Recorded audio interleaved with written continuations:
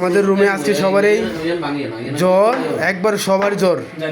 এখন হে আনারস কিনে আনছি, আঙ্গুর করে আনছি, এই যে খাইতে উঠে সবারই দিমু, সবাই খামু। কিছু হইলে তাহলে তুমি দিবা, ঠিক আছে নি? তুমি কিনে দিবা। দুইটা আনারস আনছি। আনারসের দাম বেশি, ও অতিরিক্ত দাম। বাংলাদেশে 376 টাকা নিছে দুইটা আনারস, কারণ একটা দোকান তো, এই কারণে দোকান সবগুলো বন্ধ করে দিতে গেছি রাত্রে। আনারসটা কিন্তু মূলত সুন্দর আছে, এমনিতে দুটো অনেক।